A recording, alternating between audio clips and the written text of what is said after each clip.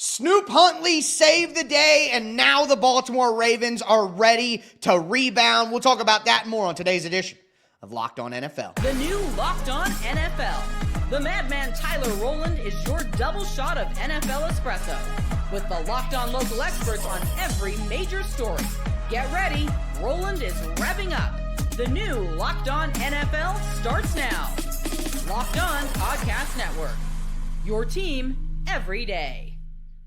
Football fans, welcome into the Locked On NFL podcast, bringing you a double dose of the NFL's biggest stories with help from our local experts that know your favorite teams like no one else. I am your host, the madman, Tyler Rowland, joined today by Locked On NFL expert, the brain, Luke Braun. On today's episode, we're going to talk about teams looking to bounce back. We'll talk about Tyler Shough finally getting the start for the New Orleans Saints. We'll move to JJ McCarthy returning for the Minnesota Vikings and maybe Michael Penix coming back for the Falcons. But we'll start in the AFC, where the Houston Texans and the Baltimore Ravens look like they can get back in the AFC race right now. Before we dive in, do want to thank you for making Locked On NFL your first listen each and every day. Remember, you can follow our show and hear new episodes ad-free daily on Amazon Music, so go check that out. And thank you for being an everydayer here with us at the Locked On Podcast Network, where it's your team every day. Today's episode is brought to you by Game Time. Download the Game Time app, create an account, use the code LOCKEDONNFL for $20 off your first purchase. So, Luke, surprisingly, Snoop Huntley smokes the Chicago Bears. You surprised? Proving that the Bears, I am surprised. I'll be honest with you. I am could always surprised play. by that. Snoop Huntley being able to play, yes. The Baltimore Ravens defense turning things back around. A bit surprising, although they did get a bit healthier. But my guy Kevin Ostreicher from Locked On Ravens talked about how Snoop Huntley saved the day, and now the Ravens season is not completely dead. Round of applause for Tyler Huntley, because he showed up today when it mattered. And this is what we talked about, the backup quarterback position. This is a conversation that hopefully we won't have to have again, because Lamar will stay healthy over the course of the rest of the season. But the backup quarterback's job is to come in there when a quarterback goes down, a star quarterback, and keep your season afloat. Keep your season afloat. Cooper Rush did not do that. He went 0-2. You need to put Lamar Jackson in a situation where he can come back and the team can still be in the hunt. If they had fallen to 1-6, that would not have been the case. But 2-5, hopefully 3-5 after Thursday night, is a much better position to be in. So, I mean, they have a real chance here, and it's confirmed that Lamar Jackson is coming back. I think Baltimore, if you look at the schedule in front of them right now, they have a great chance to get back in the AFC race. And quite frankly, I think they could still absolutely win that division with how up and down the Pittsburgh Steelers are week to week. Yeah, okay. That's a long comeback. And I know that the schedule they have in front of them is a little easy, but I will say they've got 3 in a row on the road coming. And I know it's Dolphins, Vikings, Browns. That is not the hardest slate in the world, but that's going, across that's still going on the road. Each one of those is just going to be difficult, and on the road in the division is always harder than you think it should be. We've seen other teams in the NFC North struggle on the road in the division in games they probably shouldn't have struggled in, and maybe even lose those. So, like the Steelers losing in Cincinnati, that kind of thing happens. So this is a really, really tough hole to dig out of. They have it in front of them for sure, and having a serious backup. I saw somebody say it's really funny how much the Ravens screw around at backup quarterback before they end up landing on Tyler Huntley and it being the right decision. Just keep that guy in the building forever. What are we doing? But the defense getting the better of Caleb Williams is something a lot of, frankly, okay defenses have done, and it's hard to parlay 5 games. If you go to FanDuel right now and you parlay 5 really heavily favored money lines, minus 550, minus 820, the kind of money lines you're probably going to see in these games, you will get something that's close to even odds. That's a coin flip. So a coin flip that they're going to go the 5-0 that they probably need to go to pull this season. That's to pull to 7-5 and be back in the hunt graphic, let alone be, competing for a division for seeding and buys in the playoffs and all that stuff. It is going to be a long road for the Ravens. They have to pull together something like what the 49ers did in 2023, or in 2022, where they pulled together 10 straight wins for this season to truly turn around for them. They have the soft schedule in front of them that allows them to do that, but it's going to take a level of consistency that I'm not sure we've seen from the Ravens. They may be a little bit too far behind the 8 ball to do anything but sneak in as a wild card team, and that is what I think the vision needs to be for the Ravens. Go be those road warriors, be a spicy wild card team. You get Lamar Jackson back, and it will be long past this injury by the time you're in the playoffs, and you got to go into somebody else's house, but then you're the Ravens in the playoffs, and you can absolutely go take somebody. I'll be honest with you, Luke. I think they have a better chance of winning the division than they do making the wild card. If it comes down to a wild card, I don't think they're going to make it. You have the 3 teams in the AFC West. One of Buffalo and New England is going to be one of the wild card teams. I think that their hope has to be winning the division. And you go past the 3 games you mentioned, the Dolphins, the Vikings, the Browns.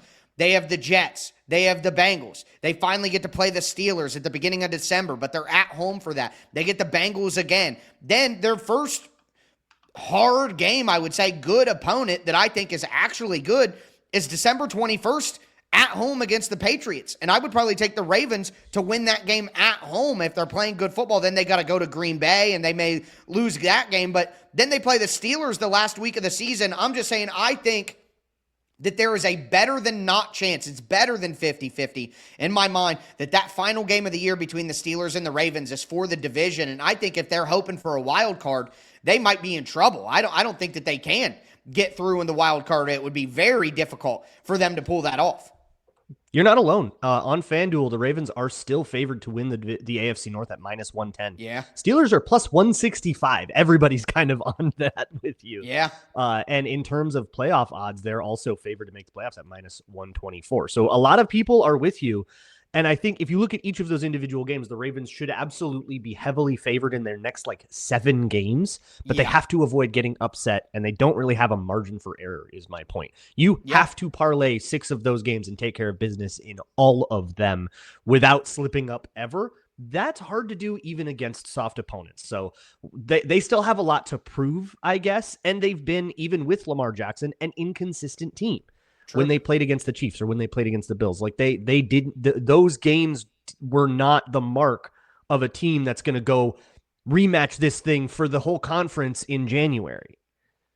No, it's definitely fair to have hesitation with how they played even before Lamar Jackson got injured. But looking at another team that can make it interesting in the AFC is the Houston Texans. Now, the Texans started out rough this season, but they found a way to claw their way back right now, 3-4, and they did something on Sunday that nobody should be able to be mad about, and that's beating a 5-2 San Francisco 49ers. No matter how you put it, no matter what you say, the Texans just beat a team that was 5-2.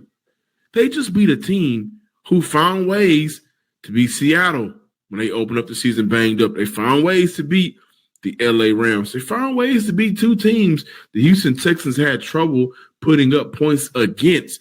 The Houston Texans found a way to put up 26 points on a defense that only allows 20 points on the season. The Houston Texans found a way to shut down CMC. The Houston Texans found a way to not let Mac Jones have one of those games where you look back and say to yourself, oh, my goodness, how did they do that? How did they let Mac Jones have that type of performance?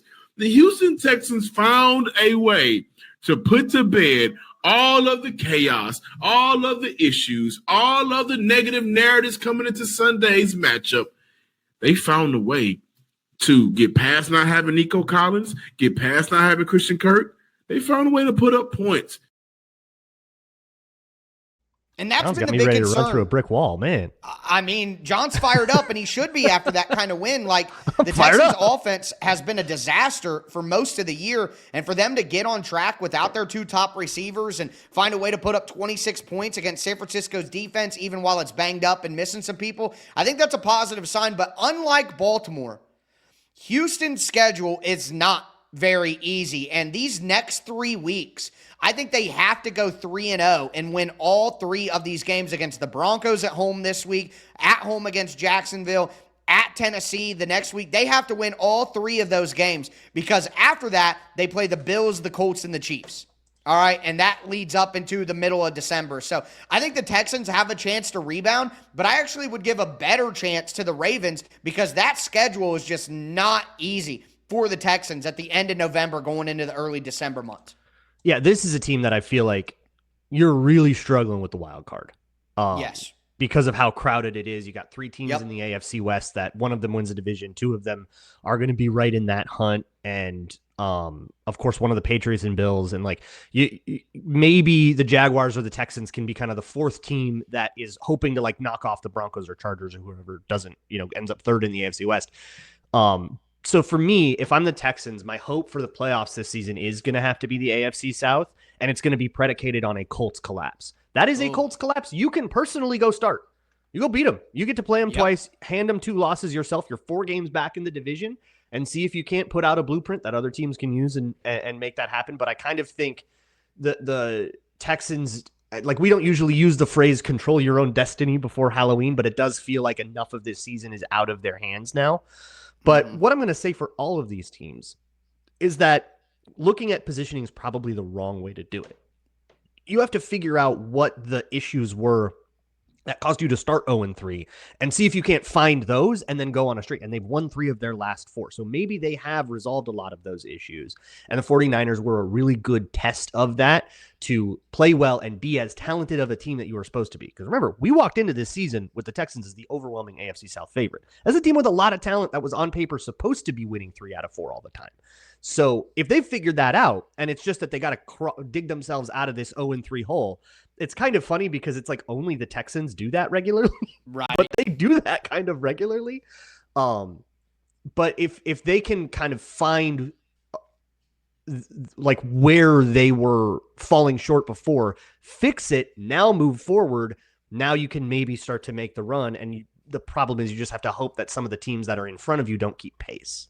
Yeah, I will tell you this. I didn't have the Texans making the playoffs this year. So I feel like I've kind of been all over this and the offensive line issues, the offensive coordinator issues. The problem for them in the division is, like you said, the Colts just don't seem like they're slowing down anytime soon. And that'll make it very, very difficult. But they have a 3-week stretch here where if they put 3 wins together in a row, they'll at least give themselves an opportunity to be on the in the hunt graphic, as you were saying earlier. But with that being said, we got some more teams that are struggling right now in the Minnesota Vikings and the Atlanta Falcons, but they're going to get their starting quarterbacks back, and maybe they can rebound and get back into the race. I'm Cody Rourke from Locked On Broncos, and this episode is brought to you by Peloton. Peloton is shaping the future of fitness with the brand new Peloton Cross-Training Tread Plus, powered by Peloton IQ. This is Peloton's most advanced equipment yet, giving you real-time guidance and endless ways to move, whether you're running, lifting, or you're cross-training with your favorite instructors like Alex Toussaint. It's training reimagined to make your workout more personal. Peloton is built for breakthroughs with features that help you plan, stay motivated, and hit peak performance. You can let yourself run, lift, flex, and go while Peloton handles all the rest. Plus, Peloton IQ provides real-time strength coaching, tracking your progress and suggesting weights that challenge you so you can get stronger. Plus, the new movement tracking camera, it counts your reps and corrects your form in real time, making sure every rep is safer and smarter. So let yourself run, lift, flex, push, and go. Explore the new Peloton Cross-Training Tread Plus at onepeloton.com.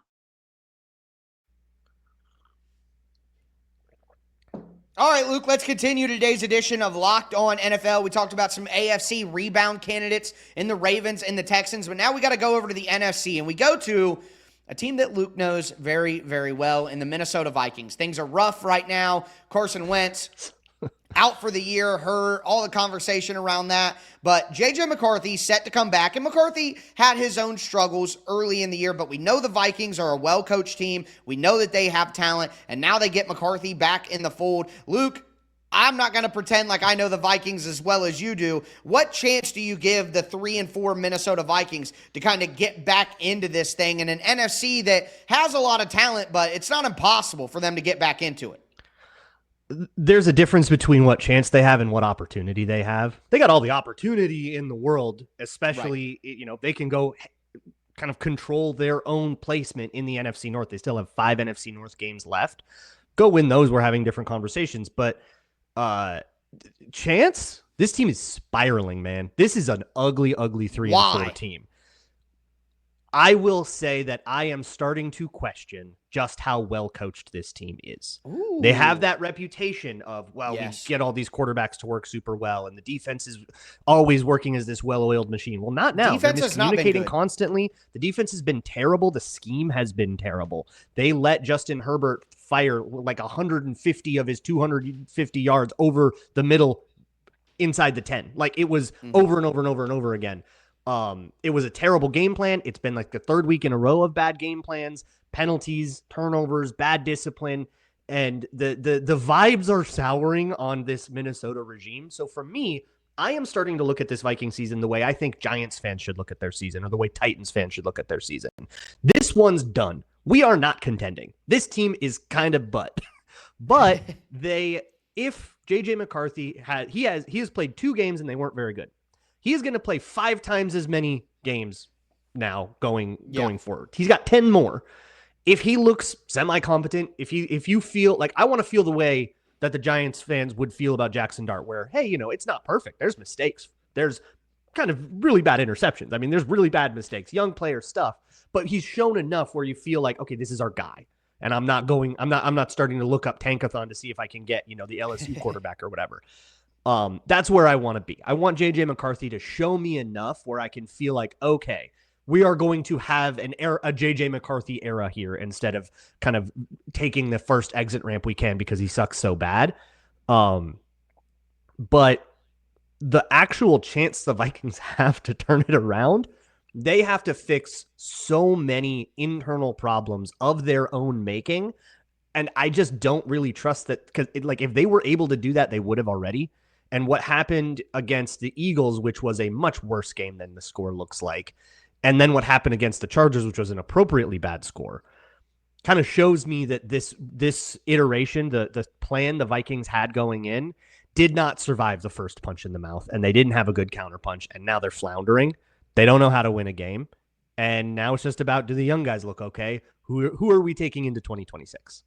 Yeah, and that's a tough place to be when you're coming off a 14-3 season with Sam Darnold and things were looking so good. I'm sure that's a tough pill to swallow for the Vikings, but it's kind of the anti-Ravens when you look at the schedule. I mean, they got to go into Detroit and play the Lions this week. Then they got to play the Lions, Ravens. 2 against the Packers, and your season was always going to be defined by those 4 games. Yeah, and I mean, I'm already looking at the November 30th matchup against the Seahawks in Seattle. Sam Darnold can kind of end the Viking season for once and for all if they don't come out of this next stretch of 4 games with the Lions, the Ravens, the Bears, the Packers. Like, if those go wrong and Minnesota loses 3 out of those 4, Sam Darnold can kind of end their season, and we see they could be like 4-8 going into that one. Like, it might be over long before then. It's really bad in Minnesota.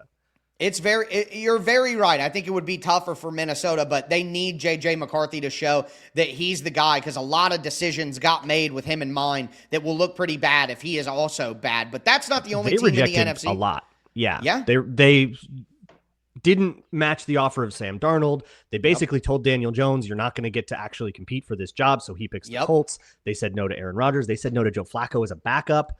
They said no repeatedly to Carson Wentz, which is a moot point now because his shoulder's made out of pulled pork. But they had a lot of kind of opportunities to say no to JJ McCarthy and go with something more sensible and stable. And they went, no, we are doing this young quarterback. They sacrificed Carson Wentz at the altar to make sure that McCarthy never had to play on a bum ankle and pick up a bad habit. So if he does turn out, if it doesn't turn out to be worth it at all, it's not just going to be JJ McCarthy that the Vikings are moving on from. And I think they're closer to firing people than they are to making the playoffs. That's pretty crazy for me to hear, but I mean, that's why we get the local expert analysis there. That if there were heads rolling in Minnesota, that would be a little bit of a shock to me, but we'll see how the rest of the season plays out. Another team that I think they might be in a similar boat to that is the Atlanta Falcons. The Falcons have had some incredible wins this year. They've done some great things. That win over Buffalo, I think, was one of the better wins of the entire season. But now they're not even second in their division. They're 3-4.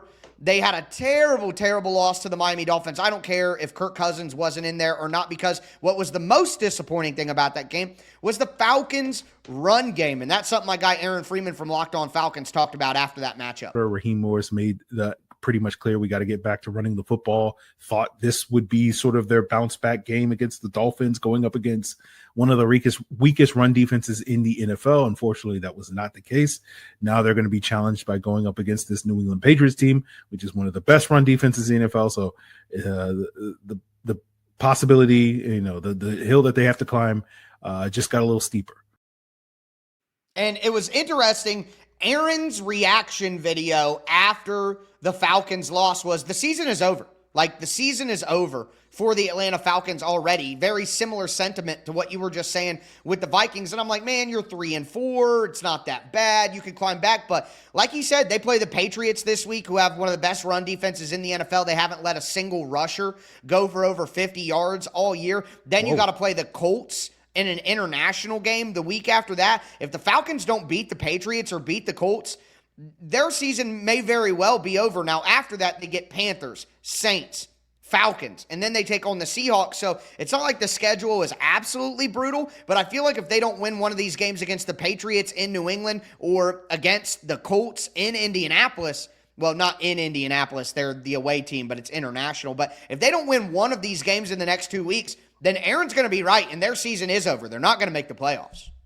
I kind of like these tests for these really inconsistent teams that can kind of, the same team that can smoke the Bills can drop a blowout to the Dolphins. Like that's, I think you show these teams show you who they are when you put them in this place, right? Yeah. If they go through that Patriots-Colts stretch and they win both of them and they get hot, who's to say they can't do that against similar quality teams in the NFC in January if they make it?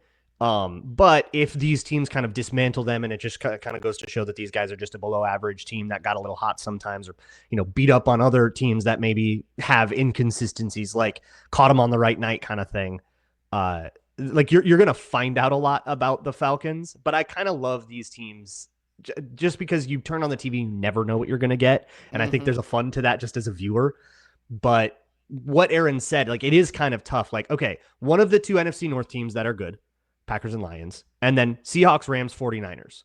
Two of those are winning a division. Three of them are a wild card team. Who are the Falcons knocking off? That's a tough question unless they get really, really, really hot. Yep. And they're already 2 games behind all of those teams. Like you talked about with the Texans, I think that they have to hope maybe for a Buccaneers collapse. The Bucs have a lot of injuries. They have not played good football as of late. The Bucs have a bye this week, but then they play the Patriots, they play the Bills, they play the Rams. There's the chance that we're looking at the Tampa Bay Buccaneers, and they are 5-5. And then Atlanta would have a chance to get back. But again, that all starts with they must win one of their next 2 games against pretty good teams. But with that being said, one of the teams that is on the schedule still for both the Falcons and the Bucs is the New Orleans Saints. And they're going to have a brand new starting quarterback, as we found out on Tuesday.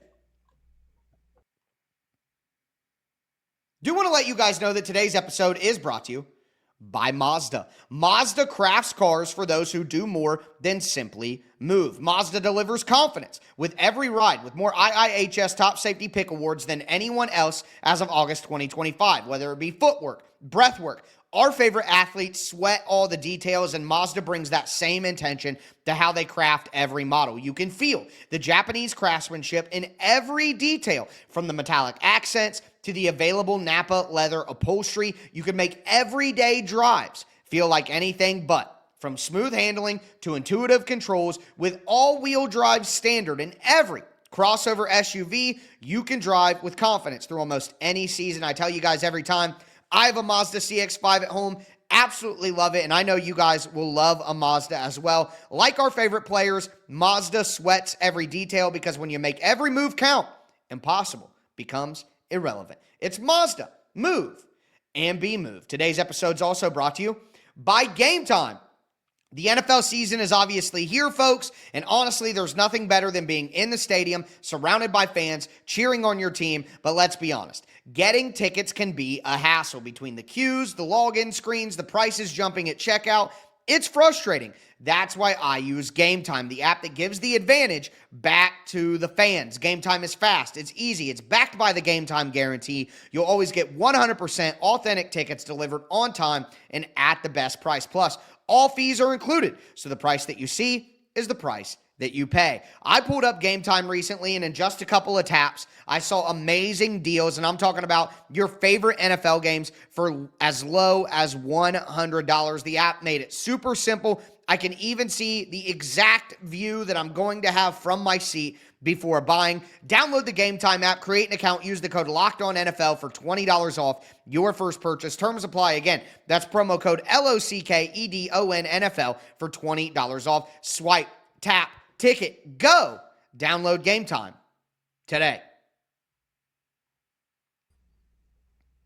All right, Luke, let's cap off today's edition of Locked On NFL. We talked about some teams that could potentially rebound here with the Ravens, the Texans, the Vikings, the Falcons. But now we need to talk about a team that needs to rebound in a different way. The New Orleans Saints are not going to rebound in the sense that they turn their season around, they fight for the playoffs. But they can play much better, and they can have some more hope going forward into the future if their rookie second-round quarterback Tyler Shough plays well. And that will be an opportunity that he gets as the Saints have decided to go to Shough as the starter. And my guy Ross Jackson, the mastermind, talked about that news on Locked On Saints. The New Orleans Saints have a new starting quarterback. According to reports, it will be Tyler Shough moving forward as the starting quarterback for the New Orleans Saints. That's not really a big surprise based on everything that we've heard from Kellen Moore and the New Orleans Saints coaching staff. This is simply logically consistent with what it is that they've set forth. After benching Spencer Rattler in the second half of their loss up against the Tampa Bay Buccaneers, it follows to reason that the Saints didn't want to do exactly what it is that they said that they wouldn't do. Flip-flop going back and forth between quarterbacks that would have been antithetical to what it is that has been the process for this organization all the way through when it comes to the quarterback decision. So the Saints could have up to 9 games now to evaluate Tyler Shough as their new starting quarterback to see if he can pass through the audition and get cast as the team starter in 2026. That'll give them 8 games and 8 starts in this year on Spencer Rattler, 9 games at max on Tyler Shough, and then make decisions about how they want to address the quarterback position in the offseason. I'll have more for you on this story, what to expect from Tyler Shough, what to expect from Kellen Moore, and how the offense changes with its new quarterback, all on the Locked On Saints podcast. Look, I thought it was a disaster from the start that Tyler Shough, who was handpicked in the second round by the current coaching staff, couldn't beat out a 5th rounder from last year and Spencer Rattler. I thought Rattler had some okay moments, but the reality is the Saints need to figure out if they need to take a quarterback number 1 in the draft this upcoming draft. So they need to play Tyler Shough as soon as possible at minimum to get answers. And I don't think there is an answer that they could get on Tyler Shough that would be a bad answer, because getting the answer and knowing what to do at quarterback when the draft comes around, that's the most important thing for the Saints organization right now. Yeah, I think people overrate how helpful like your 4th and 5th and 6th year of college experience are, because the NFL is just so different. So I would still look at Rattler as a more experienced quarterback than Tyler Shough, because his experience is in the NFL. And so I don't really blame the Saints for giving him a little more time to adjust to that. You could play in college for 15 years and the NFL would still be different. And require a period of adjustment if that's how you learn. That's fine. The thing with Rattler is there has been like a weird movement for Rattler, like being the next breakout star of the league that never made any sense. And now it doesn't benched. make sense to me. So where was that coming from? Like he played, look, from what I have seen of the Saints, and I made sure to go, because I haven't paid too much attention. So I made sure to go watch a little bit before this to make sure that I wasn't talking crazy, but it's been fine. And I think Spencer Rattler has established himself as somebody who can have a 10-year career in this league as someone's backup. Yes. And there is, I am not saying that as like a damnation by faint praise. Like there's honor in that. I would like to be a backup quarterback in the NFL instead of a podcaster, Luke. So listen, I'm not going to hate on Spencer Rattler. No, yeah, that I'm not saying that in a to like. It's not be a backhanded compliment at all. I Yeah. think that he has shown enough ability to operate the levers of a normal offense and keep things on schedule. And even though there's going to be too many mistakes for you to really trust him as your starter, that there's a place for that in this league, and that is what he should be for the Saints. From here on out, we find out if Tyler Shough is anything different for the next few games. Okay. But I wonder if this was always the plan a little bit, where Spencer Rattler would play some, Tyler Shough would play some, and we're going to get some information. And then you go into 2026 with probably a really high draft pick going, all right, what are we going to get? And by the way, if you get the guy on that rookie contract, suddenly all these cap issues the Saints have been dealing with get a lot easier to fix. Yeah, and we don't have to pretend like the Saints have a great roster around and these young quarterbacks aren't doing their part. Like, that's not the case either. The Saints really have some holes. The offensive line is young and has had their moments. And, we know that Shaheed is fast and Olave is good, but I'm not going to act like they have some incredible cast. And Alvin Kamara is just completely washed. He doesn't even want to try hard anymore. He just wants to stay in New Orleans and get his money. So I'm not going to hold it against the young quarterbacks too much. But at the end of the day, they do need to figure that out before they decide what to do at quarterback going forward. Because you're right, they're going to have a very high draft pick, and there are some quarterbacks in the draft who could make sense for them early on. But that's going to do it for today's edition of Locked On NFL. I am your host, the Madman, Tyler Rowland, for my co-host, the Brain, Luke Braun, as we tell you every episode. Thanks for tuning in, and stay safe out there.